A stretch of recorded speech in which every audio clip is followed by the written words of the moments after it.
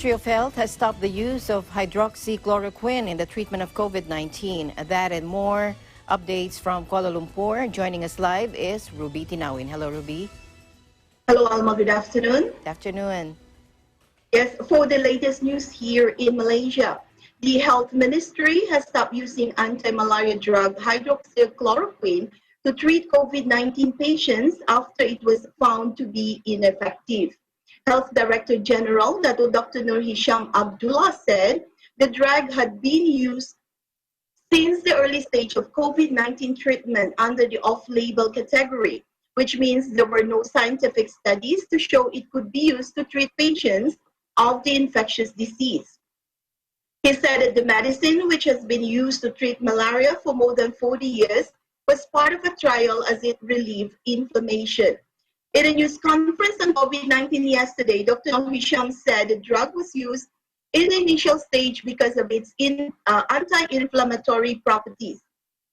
However, he also said that they stopped using it because after gathering and reviewing the data, it was revealed more than 500 cases did not have positive effects, and statistics did not show its effectiveness.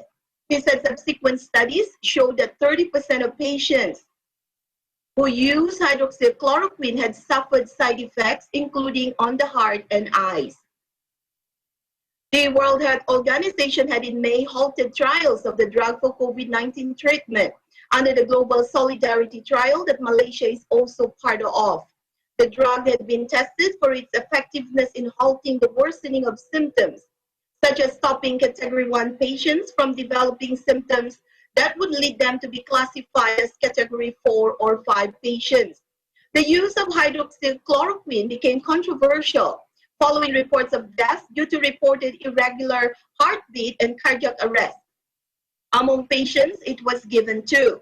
Meanwhile, Dr. Nur Hisham said Ministry of Health would be conducting studies soon to gauge the antibody response of COVID-19 patients.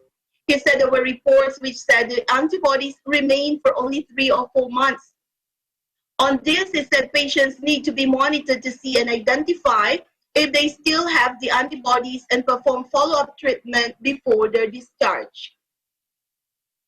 Meanwhile, foreign spouses of Malaysians and their children will be allowed to return to Malaysia, but they must first obtain permission from the Immigration Department.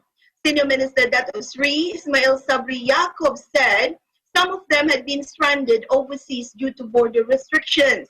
However, he stressed the importance of getting the green light from the Immigration Department first to avoid being stuck at the airport or told to return to their home country. Ismail Sabri warned them not to attempt to enter Malaysia without the Immigration Department's approval, as they would be denied entry. When contacted, Immigration Department Director General Dato Khairul Dazaimi Daud said those who were interested to obtain the long-term social visit pass or spousal visa must apply for an online appointment. The visa is issued by the Department of Foreign to foreign nationals wanting to stay in Malaysia for a period longer than 6 months. It is issued to foreign spouses of Malaysian citizens and family members of expatriates holding an employment pass in Category 1 and 2 among recipients. In other news, Malaysia Human Resources Minister Dato Sri Saravanan said there will be no new intake of foreign workers in all sectors until the year end, as locals will be given priority to fill up vacancies. Speaking at a news conference after launching the Human Resources Development Fund initiative under the National Economic Recovery Plan at the Human Resource Ministry yesterday, Saravanan said that foreigners can come as tourists if they are allowed, adding that there are now about 2 million foreign workers in the country. He said the ministry is trying to reduce foreign workers in the workforce, besides giving priority to locals to secure jobs. Saravanan also said the ministry would evaluate the move by year-end to see if it was effective in helping the locals. He advised the job seekers not to be choosy about jobs to help the country reduce its dependence on foreign workers. He also advised the job seekers not to think about waiting for a suitable job, saying the right job might not exist in the immediate future. Back to you, Alma. All right. Thank you very much, Ruby, for your updates. Thank you, EBC Kuala Lumpur Bureau.